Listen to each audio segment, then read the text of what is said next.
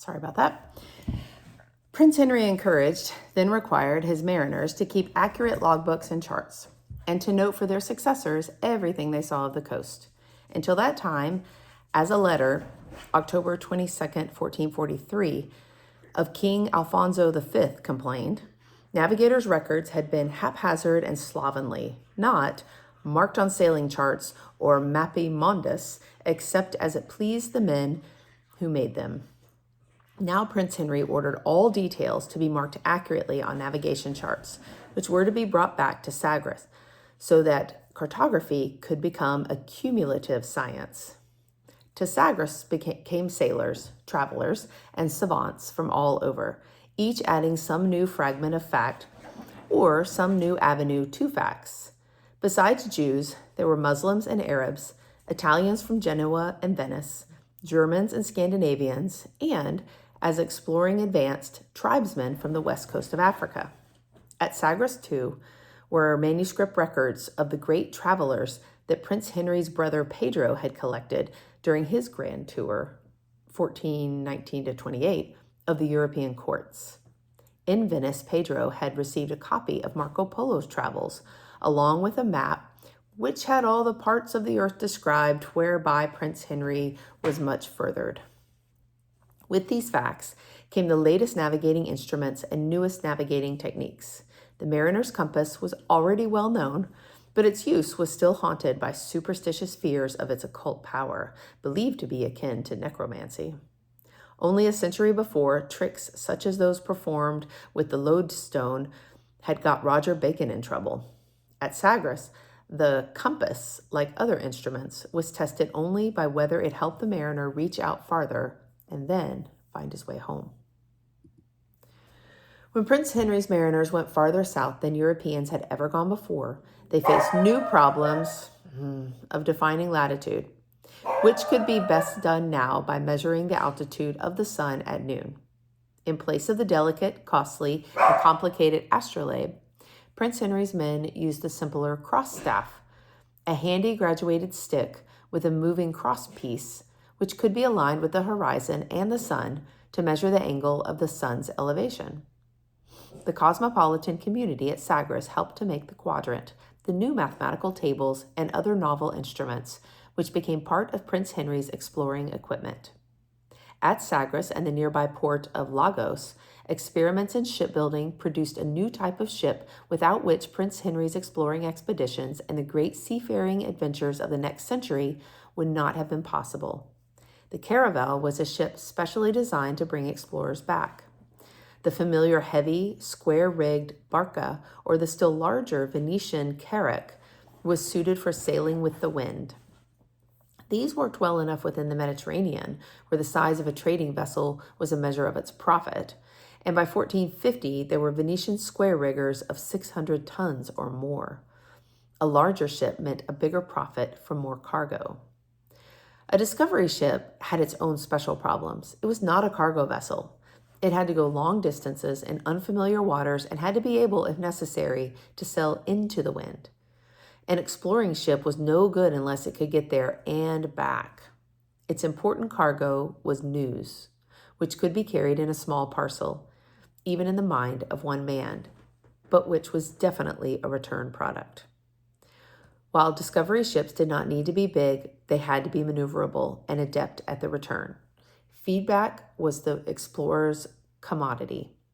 Seafarers were naturally tempted to sail out with the wind, which obviously meant having to come back against the wind. The vessels best suited for profitable trading in the closed Mediterranean did not serve the explorer on the unknown open sea. Prince Henry's caravel was specially designed for these explorers' needs. He found some clues in the caravos, ships used by Arabs since ancient times off the Egyptian and Tunisian coasts, modeled on the still more ancient fishing vessels that the Greeks had made of rushes and hide.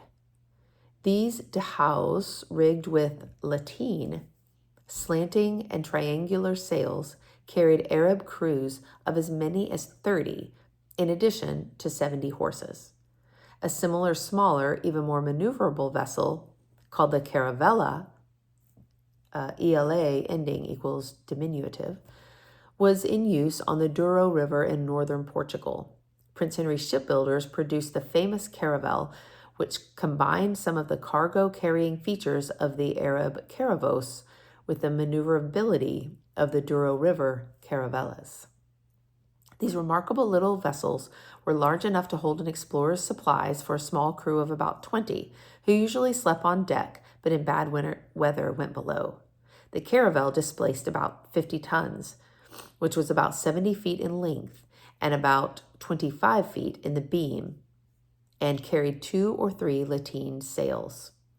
The best ships that sailed the seas was what Alvis de Caramosto, 1437 to 1511, the experienced Venetian mariner, called the caravels in 1456 after his African voyage in a caravel organized by Prince Henry. The caravel became the discoverer's standard ship. Columbus's 3 ships, the Santa Maria, the Pinta, and the Nina, were all of caravel design, and the Santa Maria was only 1/5 as big as the large Venetian square riggers of his day. The caravel provided that bigger was not always better. Proved the bigger was not always better. Prince Henry's African enterprises would show that the caravel had a crucial and unprecedented capacity to get back home. Its shallow draft qualified it to explore inshore waters and also made it easier to beach the vessel for careening or for repair. In seafaring terms, the ability to return meant the ability to sail into the wind, at which the caravel excelled. While the old square-rigged seafaring barca could not sail closer than 67 degrees from into the wind, the lateen-rigged caravel could sail at 55 degrees. This meant that the distance that required the barca to tack 5 times would only require 3 tacks from the caravel.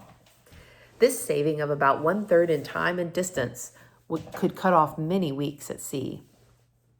Seamen who knew they were going out in a vessel specially designed for their sure and speedy return were more cheerful, more confident, and more willing to risk longer outward voyages.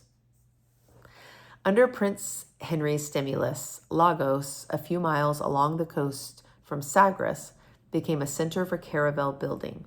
Oak for keels came from Alentejo, bordering on the Algarve. Pine for the hulls grew along Portugal's Atlantic seaboard, where it was protected by law. The cluster pines also produced resin to waterproof the rigging and to caulk the seams of the hull. Around Lagos, there soon developed flourishing crafts of sailmaking and rope-making. While Prince Henry at Sagres did not actually build a modern research institute, he did bring together all the essential ingredients. He collected the books and the charts, the sea captains, pilots, and mariners, the map makers, instrument makers, and compass makers, the shipbuilders and carpenters, and other craftsmen to plan voyages, to assess the findings, and to prepare expeditions ever farther into the unknown. The work Prince Henry started would never end.